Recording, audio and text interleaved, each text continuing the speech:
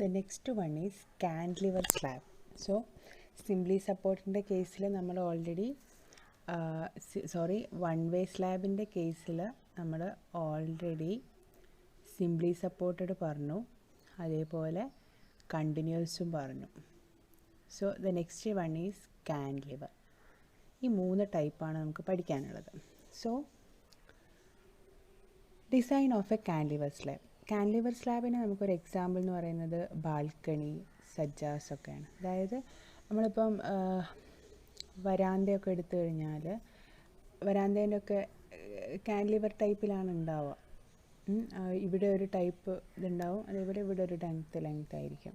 So നമുക്ക് problem വെച്ചിട്ട് തന്നെ അത് ട്രീറ്റ് ചെയ്യാം. സോ പ്രോബ്ലം ഒന്ന് ശ്രദ്ധിച്ചോളൂ. Design a cantilever slab projecting 2.1 meter from the supports using M20 concrete and Fe415 steel. So length span തന്നിട്ടുണ്ട് 2.1 meter ആണ്, that is 2100 mm ആണ്. then FCKയുടെ വാല്യൂ, FIയുടെ വാല്യൂ, ഇത്രയും കാര്യങ്ങൾ നമുക്ക് തന്നിട്ടുള്ളൂ. So as usual we first to find out the effective depth and overall depth. Here L/D ratio എന്ന് പറയുന്നത് നമ്മൾ basic value ഒരു മോഡിഫിക്കേഷൻ ഫാക്ടർ കൊണ്ട് മൾട്ടിപ്ലൈ ചെയ്യണം. അതായത് എഫക്റ്റീവ് ഡെപ്ത് കണ്ടുപിടിക്കാൻ span value divided by basic വാല്യൂവിൻ്റെ മോഡിഫിക്കേഷൻ ഫാക്ടറാണ്. സോ ഇവിടെ ബേസിക് വാല്യൂ കാൻറ്റിലിവറിൻ്റെ 77 ആണ്. സോ ഇൻറ്റു മോഡിഫിക്കേഷൻ ഫാക്ടർ വരുമ്പോൾ അതൊരു 10 ആയിട്ട് നമ്മൾ അസ്യൂം ചെയ്യുന്നു. സോ L/D റേഷ്യോ എന്ന് പറയുന്നത് ഇവിടെ 10 ആയിട്ടാണ് എടുക്കുന്നത്. സോ ബേസിക്, അതായത് ഡി എന്ന് പറയുന്നത് L/10 ആയിരിക്കും. So 2100/10, that is 210. ഇതിനെ നമ്മൾ 215 mm ആയിട്ട് കൺസിഡർ ചെയ്യുന്നു. So next provide 10 mm bars with clear cover of 20 mm. As usual overall depth is equal to 215 plus 20 plus 10/2, that is 240 mm. നമ്മൾ മുന്നേ ചെയ്ത പോലെ തന്നെ ഈ 240 mm എന്ന് പറയുന്നത് മാക്സിമം ഡെപ്താണ്. അതായത് മാക്സിമം പോയിൻറ്റിൻ്റെ ഡെപ്ത്ത് 240 ആണ്. അപ്പം ഇത് ഗ്രാജുവലി റിഡ്യൂസ് ചെയ്യും ഫ്രീ എൻഡ് ആകുമ്പോഴേക്ക്. സോ ഫ്രീ എൻഡ് ആകുമ്പം ഇതിൻ്റെ നേരെ പകുതി 120 ആയിട്ട് നമ്മൾ കൺസിഡർ ചെയ്യുന്നു.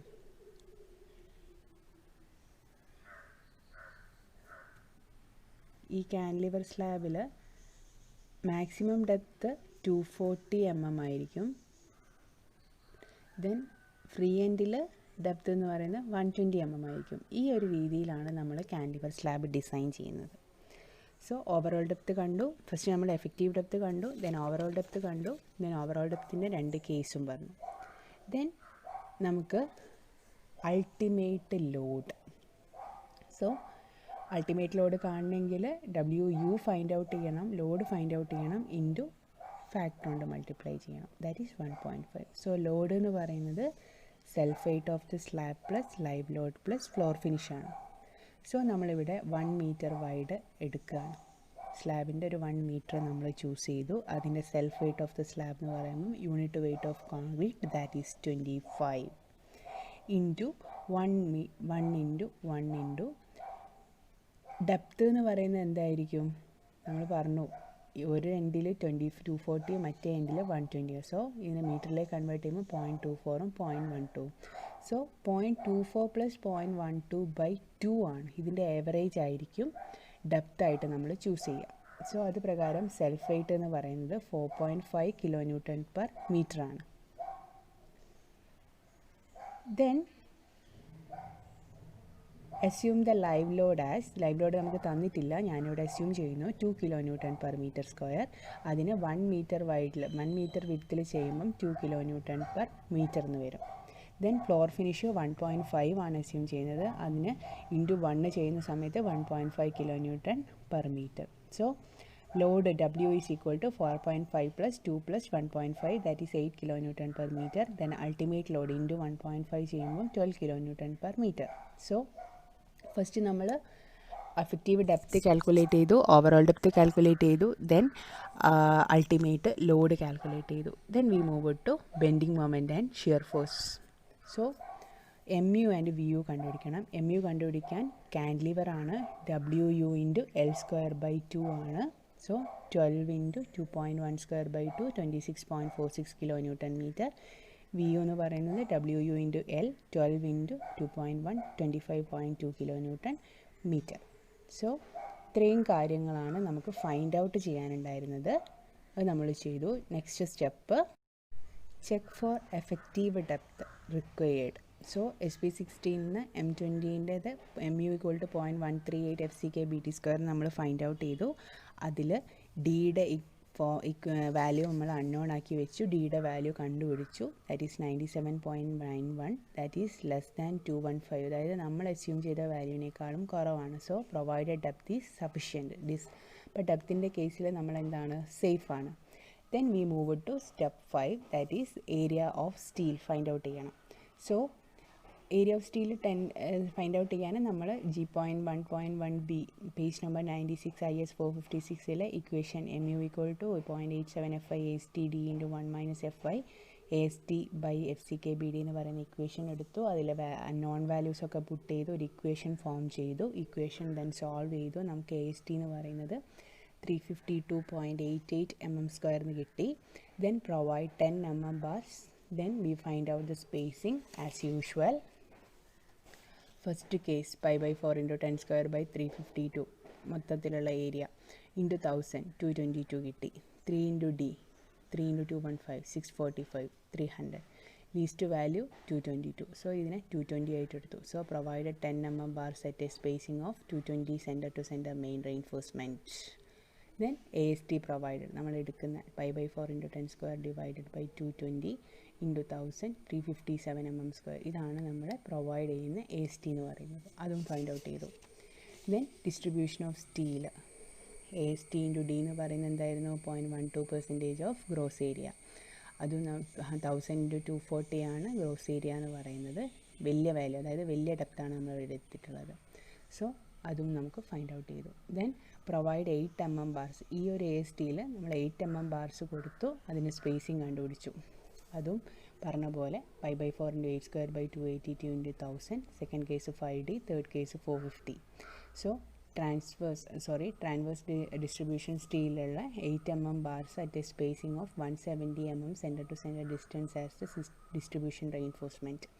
അതും നമ്മൾ ഫൈൻഡ് ഔട്ട് ചെയ്തു. സോ ഇവിടെ നമ്മൾ ആദ്യം കണ്ടുപിടിച്ചതിന് ശേഷം ഡെപ്ത് ചെക്ക് ചെയ്തു. അതേപോലെ AST കണ്ടുപിടിച്ചു. ആ കിട്ടിയ ASTയുടെ distribution of reinforcement, steel reinforcement calculate ചെയ്തു. Then we move next step, that is check for deflection. L/D calculated കണ്ടുപിടിച്ചു. വാല്യൂ നമ്മൾ കാൽക്കുലേറ്റ് ചെയ്ത് വെച്ചു. L/D പ്രൊവൈഡഡ് കണ്ടുപിടിക്കാൻ ബേസിക് വാല്യൂവിൻ്റെ മോഡിഫിക്കേഷൻ ഫാക്ടറാണ്. ബേസിക് വാല്യൂ എന്ന് പറയുന്നത് നേരത്തെ അറിയാം, ഞാൻ കാണിച്ചു തന്നിട്ടുണ്ടായിരുന്നു. പേജ് നമ്പർ 37 ക്യാൻലിവർ ആവുന്ന സമയത്ത് 7 ആണ്. സോ 7 ആണ് ബേസിക് വാല്യൂ എന്ന് പറയുന്നത്. മോഡിഫിക്കേഷൻ ഫാക്ടർ എന്ന് പറയുന്നത് ഈ ഒരു ഗ്രാഫ് പ്രകാരം കണ്ടുപിടിക്കണം. ഇവിടെ PT-യുടെ വാല്യൂ നമ്മൾ 100 AST/BD ചെയ്തപ്പം നമുക്ക് വാല്യൂസ് എല്ലാം നമുക്ക് അറിയുന്നതാണ്. സോ വാല്യൂസ് പുട്ട് ചെയ്തപ്പം 0.166 എന്ന് കിട്ടി. ദെൻ FSൻ്റെ വാല്യൂ 0.58. ഈ ഒരു ഇക്വേഷനിൽ നമ്മൾ വാല്യൂസ് പുട്ട് ചെയ്തു. അത് നമുക്ക് 237 കിട്ടി. സോ അത് 237 എന്ന് പറയുന്ന സമയത്ത് ഈ ഒരു രീതിയിലും മറ്റേ വാല്യൂ 0.166 ആണ്. സോ ഇവിടെയാണ് വരാം. അത് ഇൻ്റർപോളേറ്റ് ചെയ്യുന്ന സമയത്ത് 0.175 ആണ് മോഡിഫിക്കേഷൻ ഫാക്ടർ കിട്ടിയിട്ടുള്ളത്. So L/D provided 7 × 1.75 112.25.